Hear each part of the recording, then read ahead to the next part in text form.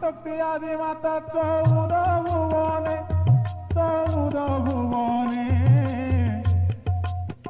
माया बले सर्वभूते रहित गोपने बहु रूप धरी तू विभिन्न प्रकारे माया बेसे बुलू ये ब्रह्मांड मध्य ब्रह्मस्वरूपिणी मालो ब्रह्मांडे पूजा सर्वशक्ति आधार अनंत वीर्या शंख चक्र गदा पद्म धरी तू हस्ते रहिछु मालो दश महाविद्या रूपे त्रिपुर मोहिनी रूप तो मनोरम विमल चंद्र बदने तिनि नयन सुवर्णर कांतिमा सर्वसुलक्षण अंगे अंगे विराजे नानादि भूषण नुपुर निकोण कटिरे से किंकिणी गमने सुहोई मा शब्दरी निधिनी बालबुधा जुबा माती निरूप धरुलो माती निरूप धरु सिंहवाहने ब्रह्मांडे विहार करू सन्थ पाळी तु दुष्टंकु निवारु आदि मातो सर्वे आत्तो जातो तो दयारु सत्य जुगे मालो सती नाम धरी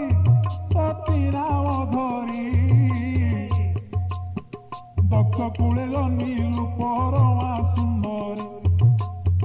लक्षे बरस तपस्या करी तुमातो पति रूपे शिवंकु पाइथिलु तूत तुम्भ पिता दक्ष यज्ञ आरंभीण जामाता शिवंकु न कले आमंत्रण नारदंक ठारू माता ये मंत्र शुणी जगस्थले प्रवेशी माता से ही क्षणी पितांकु पचारती मा दुखित मने हे पिता झियो जुआई बिना के सने ଆରମ୍ଭିଲ ଏତେ ବଡ଼ ଯଜ୍ଞ କେମନ୍ତ ଜାମାତା ତୁମର ପରା ତ୍ରୈଲୋକ୍ୟନାଥ ଅକର୍ମ କର୍ମଦାୟକ ଅଟନ୍ତି ସେହି ତାଙ୍କ ବିହୁନେ ଯଜ୍ଞ କି ଶୋଭା ଦିଶଇ এই কথা ଏହା ଶୁଣି ଦକ୍ଷ ପ୍ରଜାପତି କ୍ରୋଧରେ କଟୁବାକ୍ୟ ବୋଲନ୍ତି ସତୀଙ୍କ ଆଗରେ ଭିକାରୀ କହନ୍ତି ଶିବ ଅଟେ ନଗଣ୍ୟ ଦେବତା ବୋଲି ତାରେ ନଗଣନ୍ତି ଜନ ନଥାଏ ତା ଅଙ୍ଗରେ ଖଣ୍ଡିଏ ବସନ ପାଉଁଶ ବଳି ହୋଇ ବୁଲଇ ଶ୍ମଶାନ ଏପରିହୀନ ସଙ୍ଗେ ତୋତେ ବାହା ଦେଇ ମାନ ଇଜତ ଝିଅ ଲୋ ଦେଲି ବୁଡ଼ାଇ ଏଭଳି ଛୋଟ ଲୋକଙ୍କର ଆଗମନ ଦକ୍ଷ ପ୍ରଜାପତିରେ ହେବ ଅପମାନ ବଡ଼ ବଡ଼ ଲୋକ ଯେ ଆସିବେ ଯଜ୍ଞକୁ ଜ୍ୱାଇଁ ବୋଲି ଜାଣିବେ ଏ ମେଛ ଶିବକୁ ବୁଡ଼ିଯିବ ଝିଅ ଲୋ ମୋ ଗୁଣ ଗାରିମା ତେଣୁ ଯଜ୍ଞ କଲି ଝିଅ ଜୁଆଇଁ ବିନା ବୋଲି ଦକ୍ଷ କରନ୍ତି ଭର୍ସନା ସତୀଙ୍କ ଆଗେ ଶୁଣି ଆଦିମା ତ ହେଲେ ବିମନା ଏ ରୂପେ ଦକ୍ଷ ଯେ କଥା କହି ଝିଅକୁ ଓଲଟି ଯାଅ ଦୂର ହୋଇ କେତେ ଶୀଘ୍ର ସମ୍ଭବ ଏହି ଯଜ୍ଞ ସ୍ଥଳ ଛାଡ଼ ନହେଲେ ଘଟିବ ମଙ୍ଗଳ ପିତା ମୁକୁମାତ ସତୀ ନିନ୍ଦା ଶୁଣି ଭାରତ ନୟନେ ସତୀ ଠାକୁରାଣୀ ପତିଦେବ ଶିବଙ୍କୁ ହୃଦୟରେ ଥାଇ ଜଗକୁଣ୍ଡକୁ ମାତ ପଡ଼ିଲେ ଡେଇଁ ଜଗକୁଣ୍ଡକୁ ମାତ ପଡ଼ିଲେ ଡେଇଁ ଅଗ୍ନି ଜଳେ ହୁତାସନ ହୋଇ ହେ ସଭାଜନେ ଯାହା ହେଲା ଶୁଣ ମନ ଦେଇ ସତୀ ନିଧନ ବାର୍ତ୍ତା ଶୁଣି ମହେଶ୍ୱର ପ୍ରବେଶୀ ଯଜ୍ଞ ତଳେ ହୋଇ କ୍ରୋଧ ହର ପ୍ରଚଣ୍ଡ ଆଘାତେ ପାପି ଦକ୍ଷ ଶିର ଛିଣ୍ଡାଇ ପକାଇ ଦେଲେ ଯଜ୍ଞ କୁଣ୍ଡର ସତୀଙ୍କ ଅଧା ପୋଡ଼ା ଦେହ କାନ୍ଦ ବହି ଦେହ କାନ୍ଦେ ବହି ବୁଲୁଥାନ୍ତି ଶିବ ପ୍ରାୟ ପାଗଳା ହୋଇ ବୁଲନ୍ତି ଅସ୍ଥିର ଚିତ୍ତେ ଶବକୁ ବହି ସତୀ ପୋଡ଼ା ଦେହୁ ମାଂସ ଝଡ଼ି ପଡ଼ଇ ପୋଡ଼ା ଦେହୁ ମାଂସ ଖଣ୍ଡ ପଡ଼ଇ ଜହି ଦେବୀ ପୀଠ ରୂପେ ତା ପ୍ରସିଦ୍ଧ ଲଭଇ 51 ଦେବୀ ପୀଠ ଏହି ପ୍ରକାରେ ପ୍ରତିଷ୍ଠା ହୋଇ ଅଛି ବିଭିନ୍ନ ସ୍ଥାନରେ ଚାରିଗୋଟି ପୀଠ ଯେ ସେ ମଧ୍ୟରୁ ଶ୍ରେଷ୍ଠ ଚାରିଗୋଟି ପୀଠ ସେ ଯେ ମଧ୍ୟରୁ ଶ୍ରେଷ୍ଠ ଶ୍ରୀକ୍ଷେତ୍ରରେ ବିମଳା ସତୀ ନାଭି ପୀଠ ଧୋନି ପୀଠ କାମାକ୍ଷା ଆସାମ ରାଜ୍ୟରେ ଧୋନି ପୀଠ କାମାକ୍ଷା ଆସାମ ରାଜ୍ୟରେ ମୁଖ ପୀଠ ମହାକାଳୀ କଲିକତାରେ ପୂର୍ଣ୍ଣ ଋଷି କୁଲ୍ୟାତିରେ ଦେତନ ପୀଠ ପିତାରା ତାରିଣୀ ନାମେ ହୋଇ ପ୍ରକଟ ପୂର୍ଣ୍ଣ ଋଷି କୁଲ୍ୟାତିରେ ଦେତନ ପୀଠ ପିତାରା ତାରିଣୀ ନାମେ ହୋଇ ପ୍ରକଟ ପୁରୁଷୋତ୍ତମ ପୁର ନିକଟରେ ପୁଣି ପ୍ରସିଦ୍ଧ ପୀଠ ନାମ ଶ୍ରୀ ତାରା ତାରିଣୀ ଗଞ୍ଜାମ ମାଟିକୁ ଧନ୍ୟ କରିଛି ପୁଣି ଇଷ୍ଟ ଦେବୀ ରୂପେ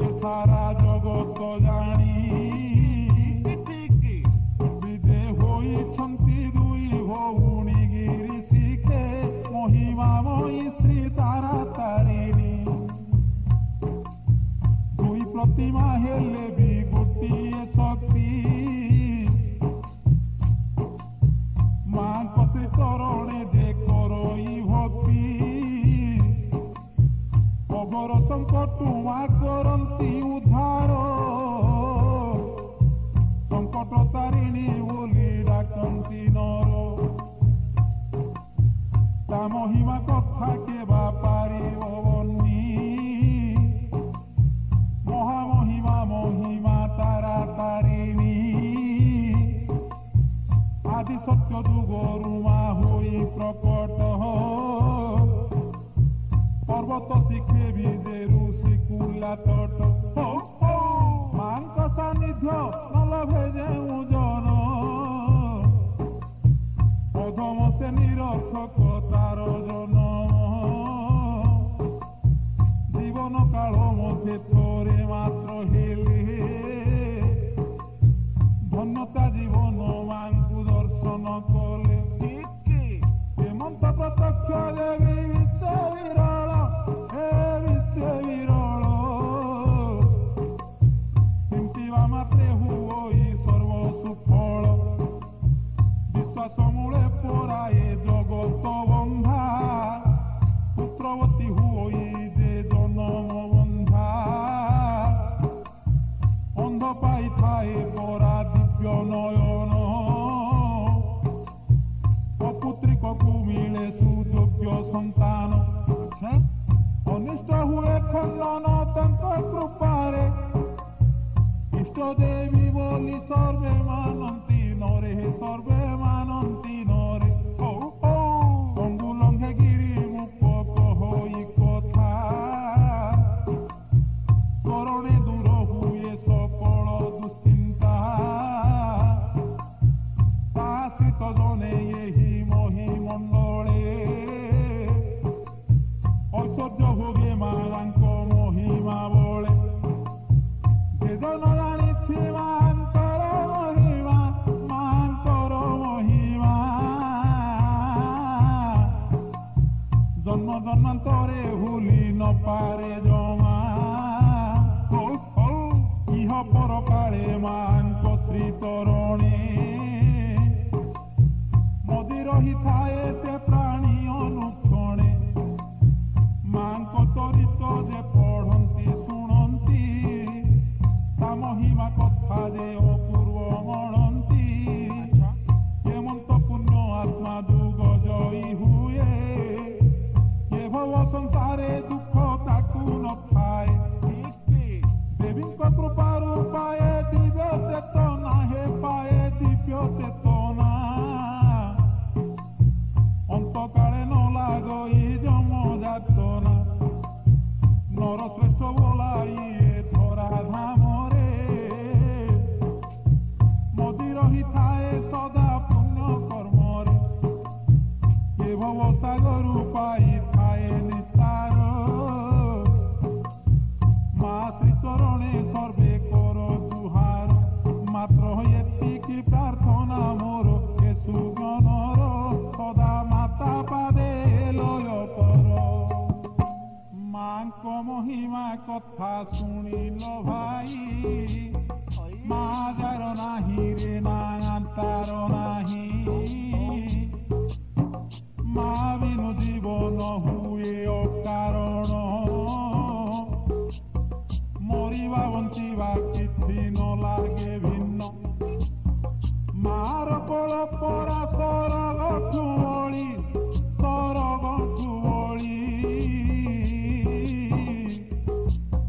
ଚନ୍ଦନଠୁ ଅଧିକ ମାୟା ପାଦ ଧୂଳି ବେଦଠାରୁ ଶ୍ରେଷ୍ଠ ପରା ମାର ବାକ୍ୟ ମାର ସ୍ନେହ ଯେ ଐଶ୍ୱର୍ଯ୍ୟଠୁ ଅଧିକ ମା ଡାକ ନଥାଏ ଯେ ଅଧମ ମୁଖେ ତା ଦିନ ସର ହୁଏ ନରକ ଦୁଃଖେ ମା ଠାରୁ ବଳି କିଛି ଜଗତେ ନାହିଁ ସତ୍ୟ ଧର୍ମ ଦୟା କ୍ଷମା ରୂପେ ସେ ରହି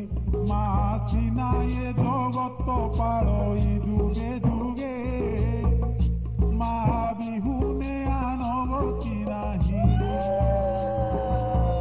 ଏବେ ଶୁଣ ପଣ୍ଡିତେ ମାଙ୍କ ଚରିତ ବଶିଷ୍ଠ ସଂହିତାରେ ଜାଗଛି কথିତ ସୂର୍ଯ୍ୟବଂଶ ଗୁରୁ ତ୍ରିକାଳଜ୍ଞ ବଶିଷ୍ଠ ମାତାର ତାରିଣୀଙ୍କୁ କରିଦିନେ ଇଷ୍ଟ ଆପଣା ବିଶ୍ୱାସୀ ଧିଳାଅ ପାଇଁ ତପସ୍ୟା କରନ୍ତି ବଶିଷ୍ଠ ମାତାର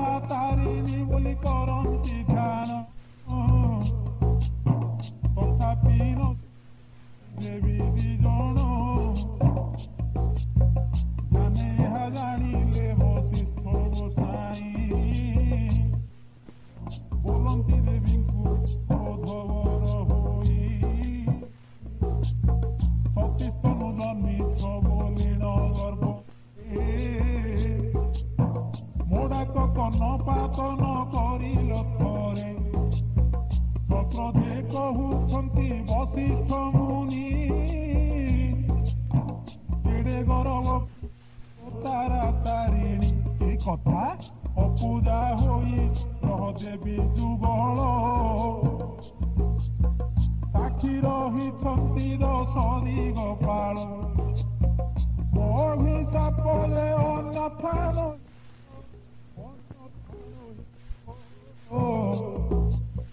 ନିଶ୍ଚିତ ଭୋଗ ହେବ ଏ କଥା ଧ୍ରୁବ ବୋଲି ବସିଛ ଦିଅନ୍ତି ସାପ ଦେବୀ ଗୋୟଙ୍କୁ କହି ମନରେ ଅତ୍ୟନ୍ତ କୋପ ସାପ ପାଇ ଦୁଃଖରେ ଶ୍ରୀ ତାରା ତାରିଣୀ ଭାବିଲେ କେ କିବା ଦେଶୁ ଦେଲା କି ହାଣି ଋଷି ଅଭିଶାପ ତ ଅନ୍ୟଥା ରହିବ ପରିତ୍ରାଣ ନାହିଁ ଅବଶ୍ୟ ଭୋଗ ହେବ ଆଚ୍ଛା ବରପତ୍ର ଯୋଡ଼ି ମାତ ତାରା ତାରିଣୀ ବଶିଷ୍ଠ ସମୀପେ ଦୁଃଖେ ବୋଲନ୍ତି ବାଣୀ ସାପ ମୁକ୍ତି ପାଇଁ ମାତା ମୁନିଙ୍କ ପାଶେ ପ୍ରାର୍ଥନା କରନ୍ତି ହେମିର ସମାନ ସେ ହେ ମହାମୁନି ହେନ ନାମ ପ୍ରାର୍ଥନା অনুগ্রহ করি হে আচরন্তু ক্ষমা কুম্ভ অভিশাপে এ তিনি ভুবনে নাহি আম স্থান রহিবু কেশনে পাষাণ টুহীন কইলা জীবন আহে মুনি শ্রেষ্ঠ অপরাধ ক্ষম মাতা দুঃখে করন্তি নিবেদন সুখজন লুহ থল থল দেবী নয়ন হেমন্ত বিকল বাণী দেবী কর শুনি ক্ষান্ত হেলে বশিষ্ঠ প্রবর মুনিଙ୍କ ଠାରେ দয়া হেলা জাগ্রত তক্ষণে ক্রোধাগ্নি হেলা নির্বাপিত কহিলে তারা তারিণীଙ୍କୁ বুঝাই বশিষ্ঠଙ୍କ সাপ ଅନ୍ୟଥାନୁ ହୋଇ ଆନନ ହିଁ ସାପ ଲାଘବ ହୋଇବ କିଛି କାଳ ତୁମେ ଅପୂଜା ରହିବ ମଧ୍ୟ କଳି ଯୁଗରେ ପାଇବ ପୂଜା ବଢିବ ମହିମା ଯେ ଉଡ଼ିବ ଧ୍ୱଜା କଥା କେତେ କାଳ ଯାଏ କରିଥିବ ପ୍ରତୀକ୍ଷା କିବା କରିବି ତୁମ ଭାଗ୍ୟ ଯା ଲେଖା କରମ ଫଳ କେବା କରିବ ହେ ଆନ ଭୋଗିବ ନିଶ୍ଚୟ ବିଧିର ବିଧାନ ଋଷି ସଧିରେ ବୋଲନ୍ତି ବଚନ ଏହା ଶୁଣି ତାରା ତାରିଣୀ ହୋଇଲେ ମୌନ ଋଷି ବୋଲନ୍ତି ହେ ଦେବୀ ଦୁହେଁ ତ ଶୁଣ ମୁକତୁର ପଥ ମୁକ ରୁଚି ବଖାଣ ଆକୁଳରେ ଶୁଣନ୍ତି ମା ତାରା ତାରିଣୀ ମାତାଙ୍କ ନୟନରୁ ଝରଇ ପାଣି ବଶିଷ୍ଠ ବୋଲନ୍ତି ଋଷି କୁଲା ତଟେ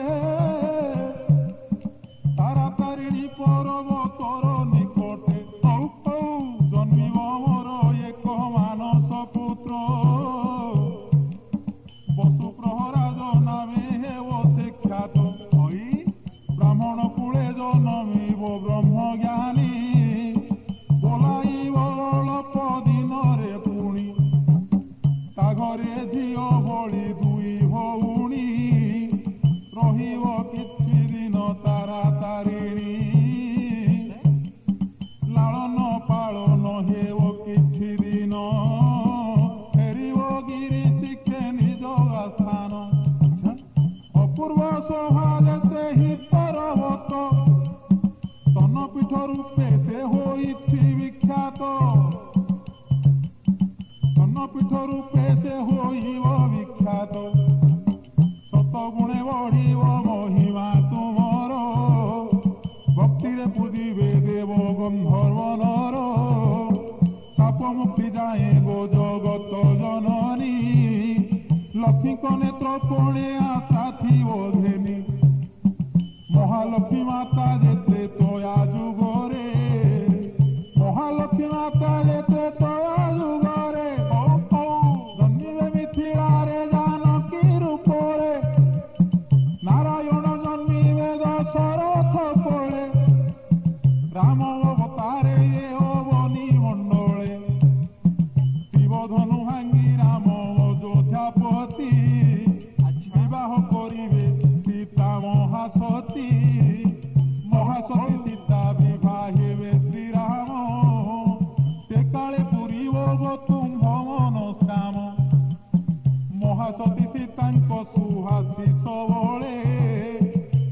ଖ୍ୟାତ ହେବ ତୁମେ ଅବନି ମଣ୍ଡଳେ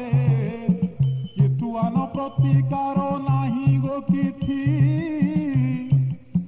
ବିଧାତା ତୁମ କର୍ମେ ଏହା ଲେଖିଛି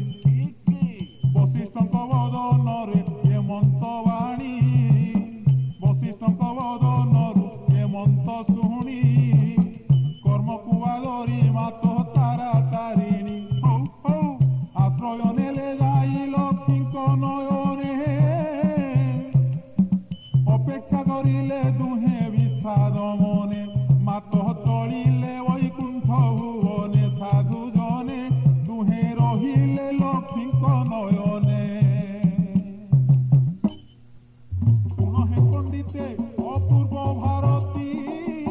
ଏଠୁଅନ୍ତେ ସତ୍ୟ ଯୁଗ ଗଲା ବିତି କହିବା ଏବେ ତ୍ରେତା ଯୁଗ କାହାଣୀ ପୁରାଣ ଯୁଗେ ଯୁଗେ ତାରା ତାରିଣୀ ଶୁଣ ପଣ୍ଡିତ ଅପୂର୍ବ ଚରିତ ବଶିଷ୍ଠଙ୍କ ବାଣୀ ସବୁ ହେଲା ସତ ଲକ୍ଷ୍ମୀଙ୍କ ନୟନେ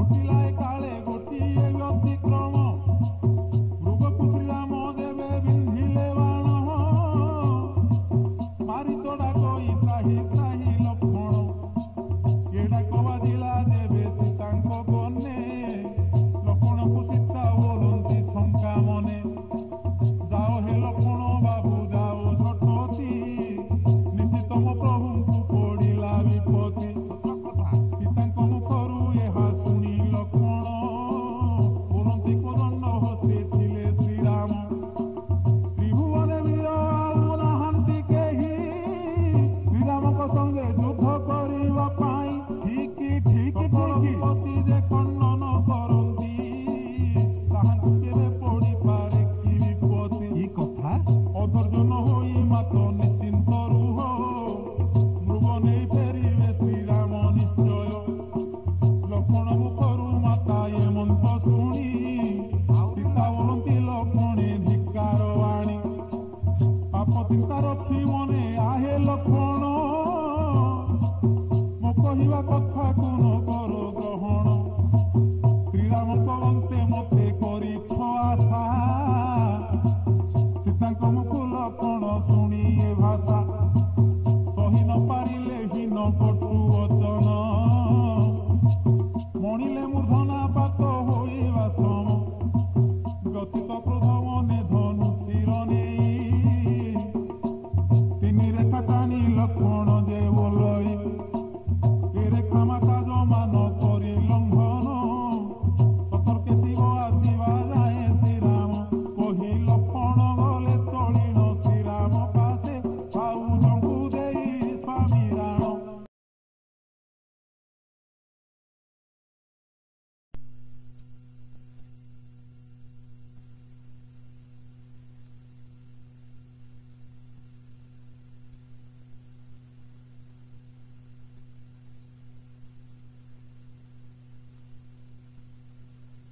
ସୀତାଙ୍କୁ ଏକା ଦେଖି ରାବଣ,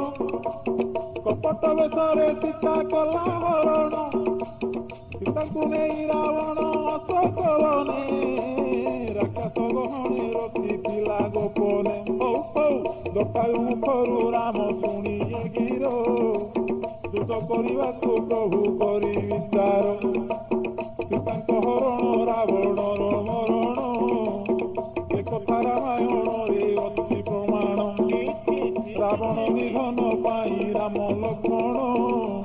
ସୁବଳଗିରିରେ ଯାଇ କଲେ ଆସ୍ଥାନ। ସୁବଳ ପର୍ବତରେ କରିଥିଲେ ବାସ, ପାତାଳୁ ଆସି ମହି ରାବଣ ରାକ୍ଷସ। ଛଦ୍ମବେଶ ଧରି ଶ୍ରୀରାମ ଲକ୍ଷ୍ମଣଙ୍କୁ, ଛଦ୍ମବେଶ ଧରି ଶ୍ରୀରାମ ଲକ୍ଷ୍ମଣଙ୍କୁ, ସୁତତୁରେ ନେଲା ଯେ ପାତାଳପୁରକୁ। ରଖିଲା ବେନି ଭାଇଙ୍କୁ ଯତନରେ, କାଳି ଠାକୁରେ ବଳି ଭୋଗ ଦେବା ପାଇଁ। ଏ ସମ୍ବାଦ ସୀତାଙ୍କୁ ଜଣାଏ ତ୍ରିଜଟା, ସୀତାଙ୍କ କପାଳରେ କି ହଟ ହଟା। ହଉ ହଉ ପବନରେ ରମ୍ଭା ବୃକ୍ଷ ଢଳିବା ପରି, ଭୂମି ପରେ ବହି ଦେହି ପଡ଼ିଲେ ଢଳି। ସୀତାଙ୍କ ନୟନରୁ ବହେ ଅଶ୍ରୁଧାର, କିପରି ସ୍ୱାମୀ ଦେବର ହେବେ ଉଦ୍ଧାର। ଚିନ୍ତାକର ପୂର୍ବ କଥା ପଣ୍ଡିତ ଜନ, ବଶିଷ୍ଠଙ୍କ ସାପ କଥା ପକାଅ ମନ। ହଉ ହଉ ଜାନକୀଙ୍କ ନେତ୍ର ପଡ଼େ ତାରା ତାରିଣୀ, ଆଶା ନେଇଥିଲେ ବଶିଷ୍ଠ ସାପ ଦେବୀ। ସୀତାଙ୍କ ନୟନରୁ ଲୁହ ଦୁଇ ଧାର, ଝରି ପଡ଼ନ୍ତେ ଭୂତଳେ ହେ ସୁଜନର। ଦୁଇ ଅପୂର୍ବ ସୁନ୍ଦରୀ ହୋଇଲେ ଜାତ, ସେ ତ ଜଗତ ମାତ ହେଲେ ଆବିର୍ଭୂତ। ତାରା ତାରିଣୀ ନାମେ ହେଲେ ଜଗତେ ଖ୍ୟାତ। ରଙ୍ଗ ଛିନ୍ନ ବାସ ପୂର୍ଣ୍ଣ ଶଶୀ ମୁଖ, ଦର୍ଶନେ ଦେବୀଙ୍କ ଦୂର ହୁଏ ଦୁଃଖ। ମସ୍ତକେ ମୁକୁଟ କୋଳେ ପୁଷ୍ପହାର, ଖଣ୍ଡା ଯେ କର୍ପୂର ଆୟୁଧ ତାଙ୍କର। ସୀତା ପାଦେ ହେଲେ ନମସ୍କାର ଦୁଇ ଭଉଣୀ, ତୁହେଁ ପୂଜିଲେ ସୀତାଙ୍କ ପୟର। ଜଗତ ମାତା ପ୍ରାଣ ପଛେ ଯାଉ ନ କରିବୁ ଅନ୍ୟଥା, ପାଳନ କରିବୁ ମା ସତ୍ୟ ଆମ୍ଭଗିର। ତବ ଆଜ୍ଞା ପାଳନ କର୍ତ୍ତବ୍ୟ ଆମ୍ଭର, କାନ୍ଦି କାନ୍ଦି ଜାନକୀ କହନ୍ତି ଗୋପନେ। ଅବିଳମ୍ବେ ଯାଅ ଗୋ ପାତାଳ ଭୁବନେ। ହଉ ହଉ ପାତାଳ ଭୁବନ ରାଜା ମହି ରାବଣ, ବନ୍ଦିଶାଳେ ରଖିଛି ଶ୍ରୀରାମ ଲକ୍ଷ୍ମଣ।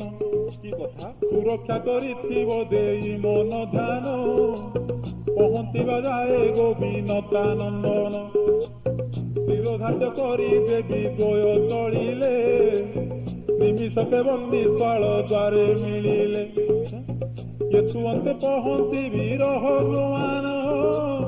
ଚକ୍ରଦେବ ଦିଲେ ଦୁଷ୍ଟ ମହି ରାବଣ। ମହି ରାବଣର ଯେତେ ରାକ୍ଷସ ସୈନ୍ୟ, ତାଙ୍କ ନିଧନେ ଦେବୀ କଲେ ଘୋର ରଣ ଅମ୍ବୁଜାତ କଲେ ନବ କୋଟି କାତ୍ୟାୟନୀ ଜାତ କଲେ ଜାନୁରୁ ଅଷ୍ଟ କୋଟି ଯୋଗିନୀ ଉତ୍ତରିକେ ତରି ଯେ କପାଳରୁ ଜାତ ମହିରାବଣର ସନ୍ନ୍ୟ କଲେ ନିପାତ ସୁବଳ ଶିଖେ ଫେରିଲେ ରାମ ଲକ୍ଷ୍ମଣ ଅଶୋକ ବନେ ଫେରି ଦେବୀ ଦୁଇ ଜଣ ଜଣାତି ସୀତାକୁ ଏ ସକଳ ବିଷୟ ଶୁଣି ସୀତା ପଚାରନ୍ତି ହେ ଦେବୀ ଦ୍ୱୟ ମୋ ଦୁଃଖେ ଦୁଃଖୀ ହେଲ କିଏ ତୁମେ ବେନି କହୁଛନ୍ତି ଦୁଃଖରେ ସେ ଦୁଇ ଭଉଣୀ ଋଷିକୁଲ୍ୟାତିରେ ସତୀ ଦେବୀଙ୍କ ସ୍ତନ ପତନରୁ ଆମ୍ଭେ ଦୁହେଁ ହେଲୁ ଜନମ ବଶିଷ୍ଠଙ୍କ ସାପରୁ ତୁମ୍ଭ ନୟନରେ ଆଶା କରିଥିଲୁ ମା ସୌଭାଗ୍ୟ ବଳରେ ଏବେ କାହିଁ ଯିବୁ ମା କି କରିବୁ କହ ନୟନ ବାହାରି ନଦୀ ସଇ ଉପାୟ ଦୟା ବହି ସାପ ମୁକ୍ତ କଲ ଜନନୀ ଆଜ୍ଞା ହେବ ଜହି ରହିବୁ ବେନି ଭଗ୍ନି ଦୁହେଁ ସୀତାଙ୍କୁ କରନ୍ତି ଦଇନି ସଭାଜନେ ଗୀତେ କହିବି ତା ପର କାହାଣୀ ଏହା ଶୁଣି ସୀତା ଅବଲମ୍ବୀ ବଚନ ବଶିଷ୍ଠଙ୍କ ସାପ କେବେ ନହେବ ଆନ ଦେବ ମାନବ କୌଣବ ଯିଏ ବି କେହି ସେ ସାପ ଲୁଣ୍ଢିବାକୁ ଶକ୍ତି କାର ନାହିଁ ମୋହର ମଧ୍ୟ ସେ କ୍ଷମତା ନାହିଁ ଥିଲେ ତେଣୁ ତୁମେ ଦୁହେଁ ଗୋରୁ ଶିକୁଲା କୂଳେ ସାପ ମୁକ୍ତି ଯାଏ ଗୋ ପର୍ବତ ଉପରେ ଅପେକ୍ଷା କରିଥିବ ମୋ କହିବା ପ୍ରକାରେ ଅପେକ୍ଷାରେ ଥିବ ମୋ କହିବା ପ୍ରକାରେ ତାରକାକ୍ଷଗିରି ସେହି ପର୍ବତ ନାମ ବଶିଷ୍ଠ ସଂହିତାରେ ରହିଛି ପ୍ରମାଣ ଗିରି ଶିଖେ ରହି ତୁହେଁ ପାଇବ ପୂଜା ମଧ୍ୟ କଳି ଯୁଗେ ତୁମ୍ଭ ଉଡ଼ିବ ଧ୍ୱଜା ମୋ ସ୍ୱାମୀ ଦେବର କୁସଙ୍କଟୁ ଉଦ୍ଧାର କରିଅଛ ଯେଣୁ ଆ ଦୁଃଖ ଦେଖି ମୋର ତେଣୁ ତୁମ ନାମ ରହୁ ସଙ୍କଟ ତାରିଣୀ କଳିକାଳେ ସଙ୍କଟୁ ଧରିବ ପ୍ରାଣୀ ମୋହର ସନ୍ତୋଷେ କାଳ ଜୟୀ ଯେ ହେବ ମୋହର ସନ୍ତୋଷେ କାଳ ଜୟୀ ହେବ କଳି କଳୁ ସନାସିବା ନା ଉଡ଼ାଇବ ଦେଖିଛି ସେ ପର୍ବତ ପୂର୍ବ ସୁନ୍ଦର ତାରା ତାରିଣୀ ପର୍ବତ ନାମର ହୁତାର ଦେଖିଛି ଋଷିକୁଲ୍ୟା ସେ ପୁଣ୍ୟ ସରିତ ଦଣ୍ଡକ ଆସିବା ବେଳେ ସ୍ୱାମୀଙ୍କ ସହିତ ସ୍ନାନ ଶେଷେ କହିଛନ୍ତି ମତେ ମୋ ସ୍ୱାମୀ ସ୍ନାନ ଶେଷେ କହିଛନ୍ତି ମତେ ମୋ ସ୍ୱାମୀ କପିଳ ମୁନିଙ୍କ ପିତା କର୍ଦମ ମୁନି ଦିନେ ସେ ଋଷିମାଳ ପର୍ବତ ଉପରେ ତପସ୍ୟାରେ ରତ ଥିଲେ ଗ୍ରୀଷ୍ମ କାଳରେ ଏ ସମୟ ଶିଷ୍ୟ ମଧ୍ୟ ପଡ଼େ ଚହଳ ନ ମିଳଇ କେଉଁଠାରେ ଟୋପାଏ ଜଳ କି କଥା ଶୁଣି କର୍ଦମ ମୁନି ଅଥୟ ଚିତ୍ତରେ ଦଣ୍ଡାଘାତ କଲେ ଯେ ଆସ୍ଥାନ ପାଖରେ ବାହାରିଲା ଝର ଝର ଶୀତଳ ନୀର ଋଷିକୁଲ୍ୟା ନାମ ତା ଦେଲେ ମୁନିବର କହିଛନ୍ତି ଶ୍ରୀରାମ ପରମ ସନ୍ତୋଷେ ଗଙ୍ଗା ଠାରୁ ବଡ଼ ଏ ହଜାରେ ବରଷେ ଋଷିକୁଲ୍ୟା ଗଙ୍ଗାଙ୍କର ବଡ଼ ଭଉଣୀ ପବିତ୍ର ୟାର ଜଳ ପତିତ ପାବନୀ ମିଶି ଅଛି ଯେଉଁଠି ମହାସିନ୍ଧୁନୀରେ ଅଗସ୍ତ୍ୟ ମୁନି ଆଶ୍ରମ ଅଛି ସେଠାରେ ଅଗସ୍ତ୍ୟ ନୂଆ ଗାଁ ବୋଲି ଗ୍ରାମର ନାମ ଅଦ୍ୟାବଧି ପଣ୍ଡିତେ ଅଛି ବିଦ୍ୟମାନ କିଏ ପବିତ୍ର ଜଳେ ଅଗସ୍ତ୍ୟ କରି ସ୍ନାନ ନଭମଣ୍ଡଳରେ ଲଭିଛନ୍ତି ଗୋସ୍ଥାନ। ହଉ ହଉ ଋଷିକୁଲ୍ୟା ତୀରେ ତୀରେ ପ୍ରଭୁ ଶ୍ରୀରାମ ବହୁ ଶିବଲିଙ୍ଗ କରିଛନ୍ତି ସ୍ଥାପନ। ଭାଗ୍ୟ ଥିଲେ କର ଦର୍ଶନ ଏ ଭକ୍ତ ଜନ, ଭାଗ୍ୟ ଥିଲେ କର ଦର୍ଶନ। ମହାସତୀ ସୀତାଙ୍କ ଏ ବଚନ ଶୁଣି ଜଗତ ଦୁଃଖ ହାରିଣୀ ତାରା ତାରିଣୀ। ହଉ ହଉ ପର୍ବତର ଶିଖେ ଋଷିକୁଲ୍ୟାର ତୀରେ ବେନି ଭଗ୍ନି ରହିଲେ ଆତ୍ମଗୋପନରେ। କିଛି କାଳ ଗନ୍ତେ ଯେ ଦ୍ୱାପର ଗନ୍ତରେ ପ୍ରବେଶିଲା କଳି ଯେ ପ୍ରଖର ବେଗରେ। କଳି ପ୍ରବେଶିବା ଜାଣି ତାରା ତାରିଣୀ ଦୁଃଖରେ କାଟନ୍ତି ଦିନ ଦୁଇ ଭଉଣୀ। ଚାହୁଁ ଚାହୁଁ ଆସିଲା ସାପ ମୁକ୍ତି ଦିନ, ଦେବୀଙ୍କୁ ଭାଗ୍ୟ ବିଧାତା ହେଲେ ପ୍ରସନ୍ନ। କୁମାରୀ ନାମକ କ୍ଷୁଦ୍ର ପଲ୍ଲୀ ଗ୍ରାମେ ଭାଗ୍ୟବାନ ବସୁ ପ୍ରହରାଜ ଜନେ। ମଧ୍ୟବିତ୍ତ ପଣ୍ଡିତ ବ୍ରାହ୍ମଣ କୁଟୁମ୍ବେ ଜନମିଲେ ଶିଶୁ ବସୁ ଶୁଣ ସରବେ। ଦେବୀଙ୍କ ଭାଗ୍ୟ ନିର୍ଣ୍ଣୟ ହେବ ଏଥର ବିଧାନ ବିଧିର, ମନ ଦେଇ ଶୁଣ ଭୋର ପଣ୍ଡିତ ନର। ହଉ ହଉ କ୍ରମେ କ୍ରମେ ବସୁଙ୍କ କିଶୋର ଅବସ୍ଥା, ପହଞ୍ଚିବାରୁ ବିଦ୍ୟା ଶିକ୍ଷାର ବ୍ୟବସ୍ଥା। ନିମନ୍ତେ ପହଞ୍ଚି କରିଡ଼ା ଶାସନ, ସେହି ଗ୍ରାମେ ବସୁ ବିଦ୍ୟା ଅଧ୍ୟୟନ। କରି ଅଳ୍ପ ଦିନେ ଶାସ୍ତ୍ରଜ୍ଞ ତନ୍ତ୍ରଜ୍ଞ, ଉତ୍କଳ ଖଣ୍ଡେ ବୋଲାଇଲେ ମହାବିଜ୍ଞ। ଆଚ୍ଛା ବସୁ ପ୍ରହରାଜ ହେଲେ ଯେ କୃତଜ୍ଞ, ବସୁ ପ୍ରହରାଜ ହେଲେ ଯେ କୃତଜ୍ଞ, ବସୁ ପ୍ରହରାଜ ହେଲେ କୃତଜ୍ଞ। ସେହି କାଳେ ଶୁଣ ଶୁଣ ମୋ ପଣ୍ଡିତ ବିଜ୍ଞ। ହେଲେ କିସ ହେବ ପ୍ରିୟ ପଣ୍ଡିତ ମୋର, ବିଧାତା ଗଢ଼ିଛି ଦୁଃଖ ସୁଖ ସଂସାର। ପଣ୍ଡିତ ପଣେ ବସୁଙ୍କ ବଢ଼ଇ ଖ୍ୟାତି, ହେଲେ କିନ୍ତୁ କୋଳରେ ସନ୍ତାନ ସନ୍ତତି। ନଥିବାରୁ ଇନ୍ଦ୍ର ଦୁଃଖେ କାଟନ୍ତି ଦିନ, ଶକ୍ତି ଉପାସନାରେ ଢାଲି ମନ ପ୍ରାଣ। ସନ୍ତାନ ଆଶାରେ ଶକ୍ତି ସାଧନାରେ ରହିଥାନ୍ତି ବସୁ କିଛି ଦିନ ପରେ। ଦିନେ ପ୍ରହରାଜେ ଦେଖିଲେ ସପନ, କନ୍ୟା ଦୁଇ ତାଙ୍କୁ ହୋଇବ ପ୍ରଦାନ। ଦୁହିଁଙ୍କୁ ପାଳିବେ ନିଜ ଝିଅ ଭଳି, ସ୍ନେହ ଆଦର ସୁହାସିଷ ଢାଳି। ହଉ ହଉ ମନେ ମନେ ଆନନ୍ଦ ହେଲେ ବି ପ୍ରରାଣ, ଭାବିଲେ ହାନି ସେ ଦେବୀଙ୍କ କଲ୍ୟାଣ। ଶୁଣ ହେ ପଣ୍ଡିତେ ଦିନକ ଘଟଣା, ସତ୍ୟ ହେଲା ଶୁଭ ସ୍ୱପ୍ନ ଦେବୀ କରୁ। ଦୁହିତା ଦୁଇ ବସୁ କନ୍ୟା ରୂପେ ପରିଚୟ ଦେଇ,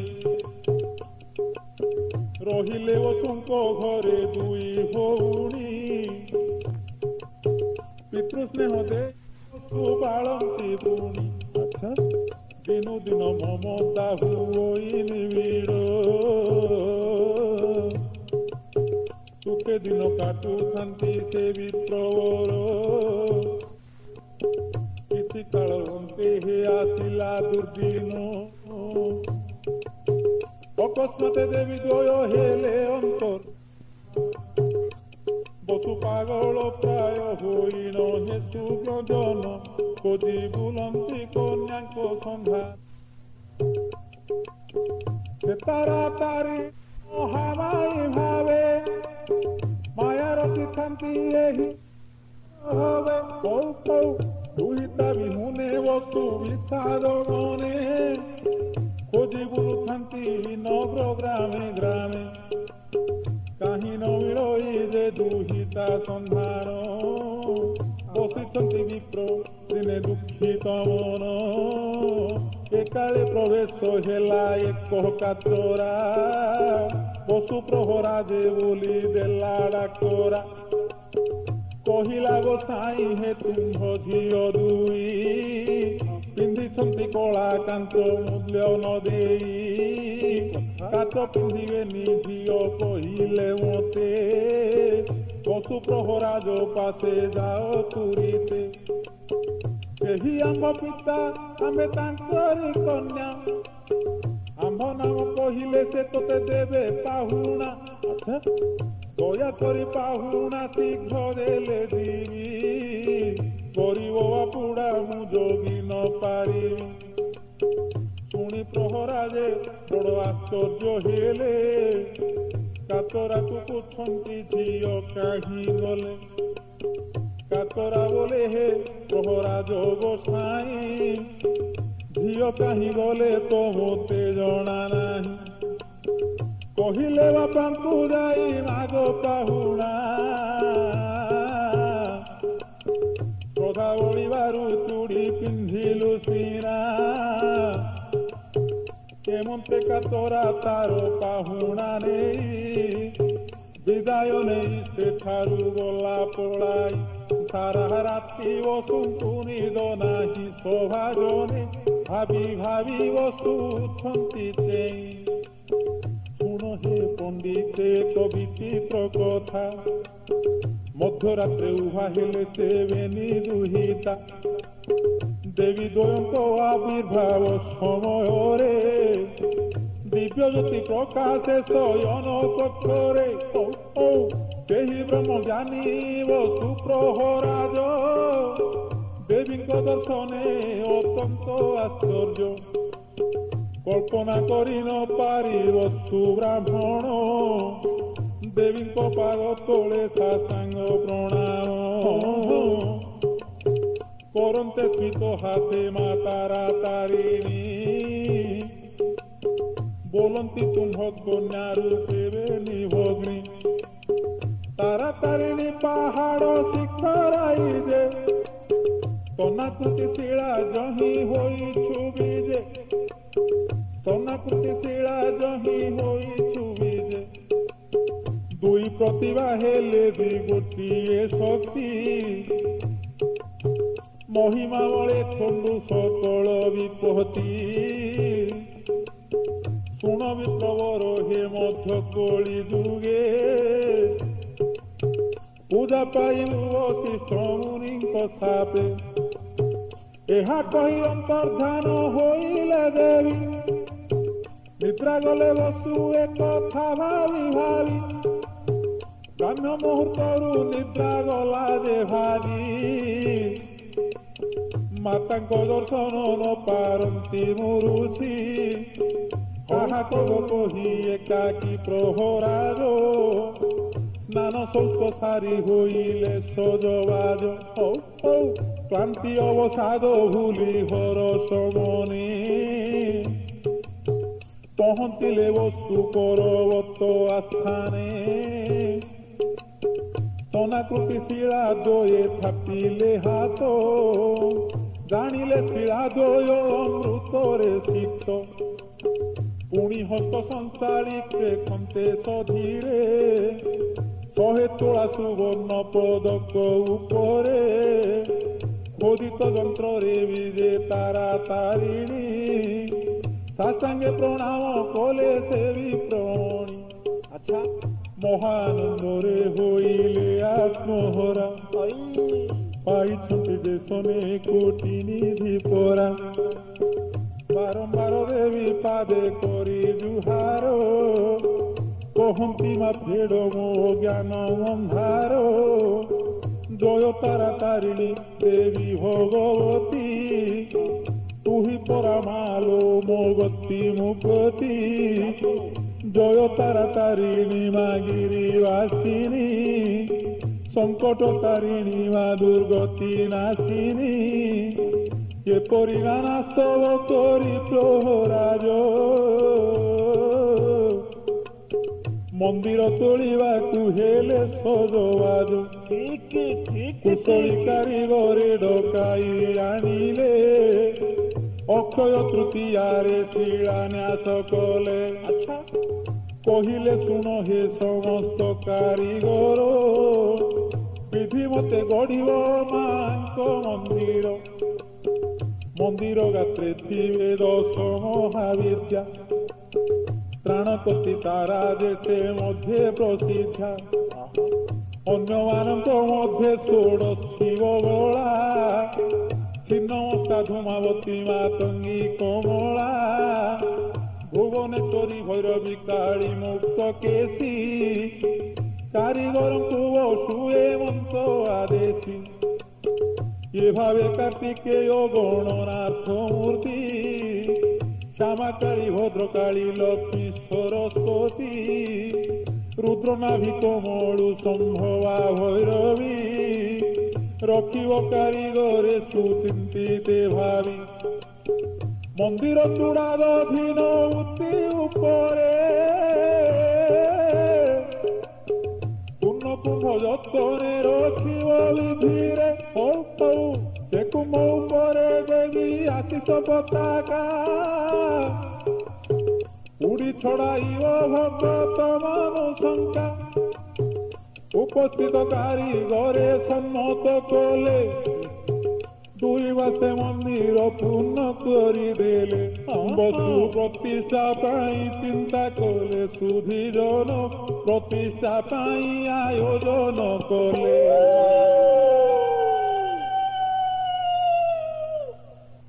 ପରଦିନ କଥା ଏବେ ଶୁଣ ପଣ୍ଡିତେ, ବିଚିତ୍ର ଘଟଣା ଏକ ଘଟିଲା ସତେ। ନିଦ୍ରାତେ ଦିବସୁ ଯେ ଶଯ୍ୟା ତ୍ୟାଗ କରି, ବସିଛନ୍ତି ପ୍ରଭାତୁ ନିତ୍ୟ କର୍ମ ସାରି। କବାଟରେ କରାଘାତ ଶୁଭେ ସେ କ୍ଷଣ, ଦ୍ୱାର ଖୋଲି ଦେଖନ୍ତେ ଦେବଦୂତ ସମ। ବିଶ୍ୱକର୍ମା ପୁରୁ ଏକ ବଣିଆ ଆସି, 2ଟି ପ୍ରତିମା ସମର୍ପେ ହସି ହସି। ହଉ ହଉ ଅଷ୍ଟଧାତୁରେ ନିର୍ମିତ ଅପୂର୍ବ ମୂର୍ତ୍ତି, ଧରି ଆସି ବସୁଙ୍କୁ କରଇ ମିନତି। ହେ ବସୁ ପ୍ରହରାଜ ଏ 2 ପ୍ରତିମା, ମନ୍ଦିରେ ବିଜେ କରି ବଢ଼ାଅ ମହିମା। ଥରେ ସେ ଅମୃତମୟୀ ମୂର୍ତ୍ତି ଦର୍ଶନେ, ପାଷାଣ୍ଡ ହୃଦୟରେ ବିଭକ୍ତି ଭାବ ଜନ୍ମେ। ଆହା କି ଅନୁପମ ସେବେନି ମୂରତି, ଦର୍ଶନେ ପ୍ରାଣୀ ହୁଏ ଆତ୍ମହରା ଅତି। ମାତ୍ର କୃପା ବିନା ସେ ରୂପ କେ ବନିବ, ବୃହସ୍ପତି ହେଲେ ବି ମୂର୍ତ୍ତେ ଗଣା ହେବ। ମନ୍ଦିର ଗଢ଼ା ଯେ ହୋଇଥିଲା ସମ୍ପୂର୍ଣ୍ଣ, ପ୍ରତିମା ପାଇ ବସୁ ଅତ୍ୟନ୍ତ ପ୍ରସନ୍ନ। ହଉ ହଉ ଶୁଭ ମୁହୂର୍ତ୍ତ ଦେଖି ସେ ବସୁ ପ୍ରବର, ପ୍ରତିଷ୍ଠା ନିମନ୍ତେ ହେଲେ ଯେ ତତ୍ପର। ପର୍ବତ ପାଦ ଦେଶେ ଉପଯୁକ୍ତ ସ୍ଥାନ, ମହାଯଜ୍ଞ ନିମନ୍ତେ କଲେ ନିରୂପଣ। ଗ୍ରାମ ଗ୍ରାମ ଆସିଲେ ବହୁ ବିଜ୍ଞଜନ, ଉପସ୍ଥିତ ହୋଇଲେ ମହାଯଜ୍ଞ ସ୍ଥାନ। କୋଳାହଳେ ଯଜ୍ଞସ୍ଥଳୀ ଗରଜି ଉଠେ, ଜୟ ମାତାରା ତାରିଣୀ ସଭିଙ୍କ କଣ୍ଠେ। ଯେ ମହାଯଜ୍ଞ 21 ଦିନ ଧରି, ଚାଲିଲା ବିରତ ଦିବସ ସର୍ବରି। ଖର୍ଚ୍ଚ ହେଲା ଗୁଆ ଘିଅ 4 ଭରଣ, ଯେଠା ଦାୟିତ୍ୱ ନେଇଥିଲେ ଦେବଗଣ। ବର୍ଜଣା ପାଇଁ ଡାଲି କାନିକା ବ୍ୟଞ୍ଜନ, ବର୍ଜଣା ପାଇଁ ଡାଲି କାନିକା ବ୍ୟଞ୍ଜନ। ଖର୍ଚ୍ଚ ହୋଇଥିଲା ଜିରା 12 ଭରଣ, ସେହି ଅନୁପାତରେ ଯେତେ ଜଗନ। ରନ୍ଧା ହୋଇଥିବ କର ହେ ଅନୁମାନ, ହଉ ହଉ ତା ହୋଇଲା ସମାପନ। ହେ ସାଧୁ ଜନ କର ବୃତ୍ତାନ୍ତ ମନ ଦେଇ ଶୁଣ। ମନ୍ଦିର ପ୍ରତିଷ୍ଠା ଯେ ପ୍ରତିମା ପ୍ରତିଷ୍ଠା, ଶେଷ ହେଲା ସମାଚରୀ ସକଳ ନିଷ୍ଠା। 21 ଦିନେ ଦେଖି ଶୁଭ ଲଗନ, ବଜାଇ ଘଣ୍ଟ ବାଜ ଶୁଭ ଶଙ୍ଖ ସ୍ୱନ। ତାରା ତାରିଣୀ ପ୍ରତିମା ସ୍ୱହସ୍ତେ ନିଜେ, କରାଇଲେ ପ୍ରହରା ଯେ ମନ୍ଦିରେ ବିଜେ ଜୟଧ୍ୱନି ଦେଲେ ଦେବତା ଅନ୍ତରିକ୍ଷେ ପୁଷ୍ପବୃଷ୍ଟି କଲେ ଦେବାଳୟର ବକ୍ଷେ ସେହିଦିନ ତାରା ତାରିଣୀଙ୍କ ମହିମା ବ୍ୟାପିଗଲା ତ୍ରିପୁରେ ଲମ୍ଘି ସର୍ବସୀମା ସିପିଟି ନାମକ ଜାତି ଅର୍ଚ୍ଚନା ପାଇଁ ଯୋଗ ଦେଲେ ବସୁଙ୍କ ନିର୍ଦ୍ଦେଶାନୁଯାୟୀ ପୁଣି ଦିନେ ବସୁ ଯେ ଦେଖିଲେ ସପନ ସ୍ୱୟଂ ତାରା ତାରିଣୀ ହୋଇ ବିଦ୍ୟମାନ କହିଲେ ପିତା ଷୋଡ଼ଶ ଉପଚାରେ କରାଇବ ପୂଜା ଯେ ବୈଦିକ ବିଧିରେ ଚୈତ୍ର ମଙ୍ଗଳବାର ପ୍ରତି ସଂକ୍ରାନ୍ତି ଶାରଦୀୟ ପୂଜା ଯେ ଦୀପାବଳି ରାତି ପର୍ବଦିନ ରୂପେ ପିଠେ ହେବ ପାଳନ ଆଶିଷ ଲହୁଥିବେ ଉପସ୍ଥିତ ଜନ ସ୍ୱପ୍ନବାଣୀ ଚଉଦିଗେ ହେଲା ପ୍ରଚାର ଦେଶ ବିଦେଶରୁ ଯେ ଲକ୍ଷ ଲକ୍ଷ ନର ସେଦିନ ମାନଙ୍କରେ ପୀଠକୁ ଆସନ୍ତି ତାରା ତାରିଣୀଙ୍କ ଆଶିଷ ଲଭିଥାନ୍ତି ଚୈତ୍ର ମାସରେ ଯେତେ ମଙ୍ଗଳବାର ନର ନାରୀ ଆସନ୍ତି ହଜାର ହଜାର ନିଜ ନିଜ ଶିଶୁଙ୍କୁ କରନ୍ତି ମୁଣ୍ଡନ ଆଶୀର୍ବାଦ ଲଭିଥାନ୍ତି ଭକ୍ତ ଗଣ ସେ ଜନ ସମୁଦ୍ର ଯେ ନେତ୍ରେ ନ ଦେଖିବ କବି କଳ୍ପନା ବୋଲି ଅବଶ୍ୟ ଭାବିବ ପର୍ବତ ପାଦରେ ସୁବହୁ ଦୁଃଖ କଷେ ଦୁର୍ଗମ କଣ୍ଟକ ପଥେ ଉଠନ୍ତି ପିଠେ କେହି କେହି ପର୍ବତ ଉଠି ନ ପାରନ୍ତି ବିନା ଦର୍ଶନରେ ପିଠୁ ଫେରି ଯାଆନ୍ତି ଆଶ୍ରିତ ଜନଙ୍କ ଏହି ଦୁର୍ଦଶା ଦେଖିରେ ଏହି ଦୁର୍ଦଶା ଦେଖି ମନେ ମନେ ତାରା ତାରିଣୀ ହେଲେ ଦୁଃଖୀ ପୁଣି ଦିନେ ବସୁଙ୍କୁ ଦେଲେ ରେ ସ୍ୱପ୍ନାଦେଶ ଦେଲେ ଯେ ସ୍ୱପ୍ନାଦେଶ ସିଟିରାମେୟା ନାମକ ବ୍ୟକ୍ତି ବିଶେଷ ସେ ଧର୍ମ ପ୍ରାଣ ବ୍ୟକ୍ତି ହୋଇନି ସନ୍ତାନ ମହାଦୁଃଖେ ବ୍ରହ୍ମପୁରେ କାଟନ୍ତି ଦିନ ପର୍ବତକୁ ପାହାଚ ଗଢିବ ଆମର ଆମ୍ବ ପ୍ରସାଦରୁ କନ୍ୟା ଜନ୍ମିବ ତାର ଅମୃତବାଣୀ ଚିଠିରାମେୟା ଶୁଣି ବହୁ କାରିଗରଙ୍କୁ ଡକାଇ ସେ କ୍ଷଣି ପାହାଚ ତିଆରି କାମ ଅଳପ ଦିନେ ସମାପନ କଲେ ରାମେୟା ନିଷ୍ଠା ମନେ 900 ଗଢିଲେ ପାହାଚ 900 ପାହାଚ ଗଢିଲେ ସହଜରେ ଭକ୍ତେ ପର୍ବତେ ଚଢିଲେ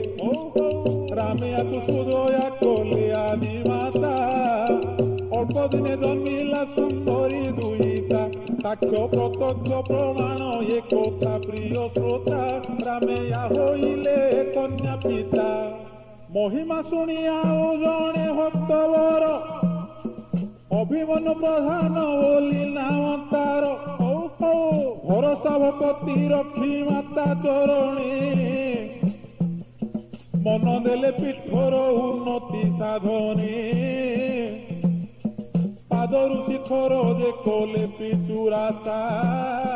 କଳ ପାଣି ବିଜୁଳିର ସେ ଉତ୍ତମ ବ୍ୟବସ୍ଥା ଆଚ୍ଛା ଏପରି ଭକ୍ତ ଯେ ବିରଳ ଜଗତେ ସଦାଚାର ସ୍ଥାନ ମାଙ୍କ ପାଦଗତେ କିଛି ଦିନ ଅନ୍ତେ ଯେ ପୁରୀ ଗଜପତି କିଛି ଦିନ ଅନ୍ତେ ଯେ ପୁରୀ ଗଜପତି ଦିବ୍ୟ ସିଂହ ଦେବ ଯେ ମିଳିଲେ ଝଟତି ଚଳନ୍ତି ବିଷ୍ଣୁ ବୋଲି ଏ ଜଗତ ଜାଣି ହରିବୋଲ କେ ରାଜାଙ୍କର ସେ ତମ ଉଡ଼ଭଣି ପରମ ବୈଷ୍ଣବୀ ତାରା ତାରିଣୀ ପିଠେ ମାଙ୍କର ମୁଖ୍ୟ ସିଂହ ଦ୍ୱାର ନିକଟେ ଶୁଭାରମ୍ଭ କରିଲେ ଅଖଣ୍ଡ କୀର୍ତ୍ତନ ଦିନ ରାତି ଚାଲିଛି ମହାମନ୍ତ୍ର ନାମ ଦେବୀ ମହିମା ଶୁଣି ଭକ୍ତ ଆଉ ଜଣେ ସିନ୍ଧିଗାବାସୀ ଗଣପତି ସାହୁ ନାମେ ଆଚ୍ଛା ବହୁ ମୂଲ୍ୟ ଗଢିଲେ ଏକ ସିଂହ ଦ୍ୱାର ମୁଖ୍ୟ ରାସ୍ତାରେ ରହି ବଢାଏ ସୁନ୍ଦର पर्वतर पाद देशु देवी पीठ जाए 5टी सिंह द्वार अच्छी ठाए ठाए ए पीठ शोभा परा देव को दुर्लभ